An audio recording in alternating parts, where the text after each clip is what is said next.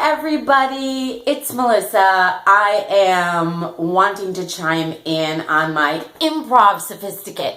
Yes, that's right. This is something about life that I think also can link into your improv scenes.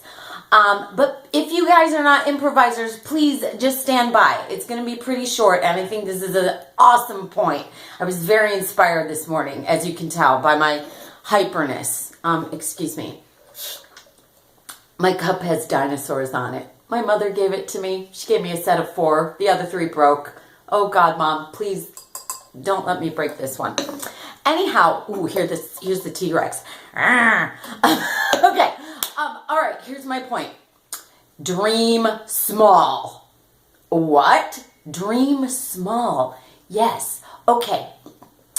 In life, we're always told dream big, dream big. I don't think you can find very many memes on dream small, but there's a lot that say dream big, have big dreams, da da da. And don't get me wrong. We are expanding entities. That's what we are. We are human beings, with this gigantic spirit inside of us that wants to grow. It wants to grow. It's happy when it's growing. It's unhappy when it's stunted. It's happy when it's growing. That's why, when we crunch over, our back gets sore. Our back doesn't go, oh, I love this. Wow, the more I crunch over, the more better I feel. No, it feels better when it's expanded and when it's light and there's airiness in between things. Okay, so before I get too far in that direction, I just really want to talk about dreaming small. Dreaming small keeps us in the now. Dreaming small keeps us keeping it real. It keeps us authentic. Now, here's why I think that. When we are constantly told and growing up with this concept, especially in the United States of America, that we're supposed to dream big and believe. So we believe that we should dream big. And that should is the word that makes us go, anytime you're told something over and over that doesn't feel right, you create resistance. And it's that resistance that keeps us from actually taking actions. And, because action doesn't want resistance. Action wants the least resistance. You know what I'm saying? Action hits resistance. It goes around. That's what rivers do. That's what energy does.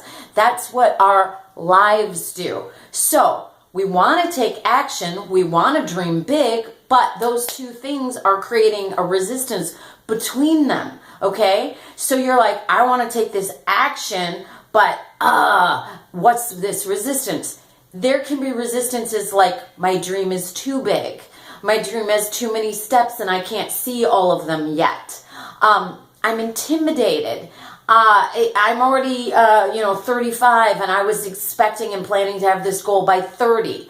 All these things create negativity, and negativity is resistance. So my sort of hack is to dream small. Dream small. Dream in smaller chunks. Don't even focus, even on a vision board, okay? Yes, lovely. Have your vision board. Have your, ginormous mansion in the sky and you're sitting with a laptop on a beach, which, by the way, when I'm at a beach, I don't want a fucking laptop. I don't want sand in the laptop. Why do people think this is a great idea? Oh, this would be great. I'll just sit out here boiling, covered with, suntan lotion on my hands and using my laptop and try to drink without it's cray-cray. So I'd rather have a laptop in an office. That's just me.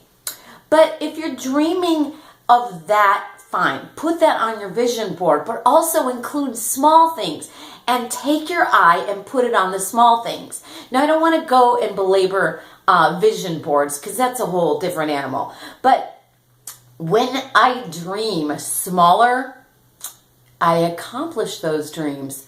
Go fucking figure. And do you know why I think it is? I think it's because my inner being, soul spirit is actually able to come through my ego self human beingness thing, and it actually brings that inspiration. I know that's a little sheesh and proof, but let's just sort of break it down.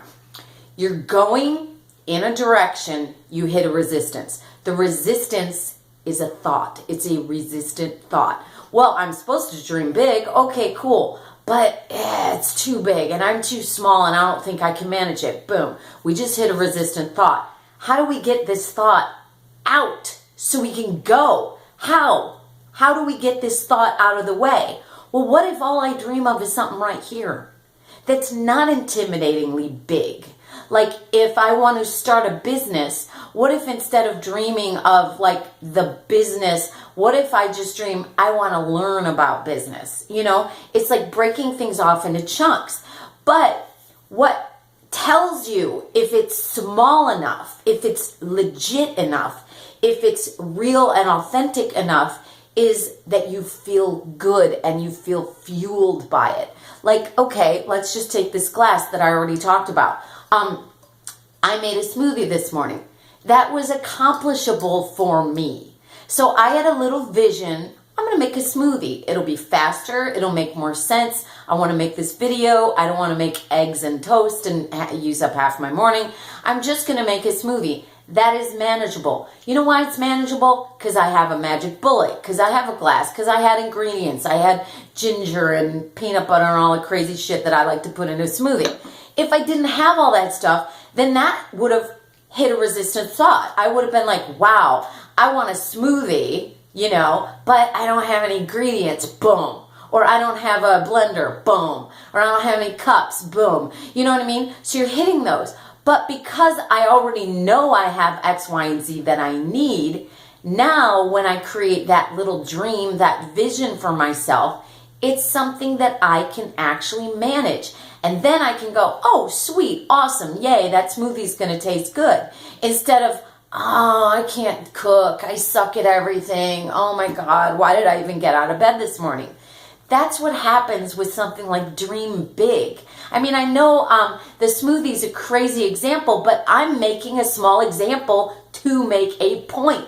If I woke up today and said, what do I want to do? I want to get to that mansion in Paris where I have a view of the Eiffel Tower that I've always dreamed about living in. Well, clearly I can't do anything about that today, but I can drink a smoothie that keeps me thin, that makes me feel like I have like, you know, whatever means I need to propel my life in the direction of my dream, in direction of that big dream.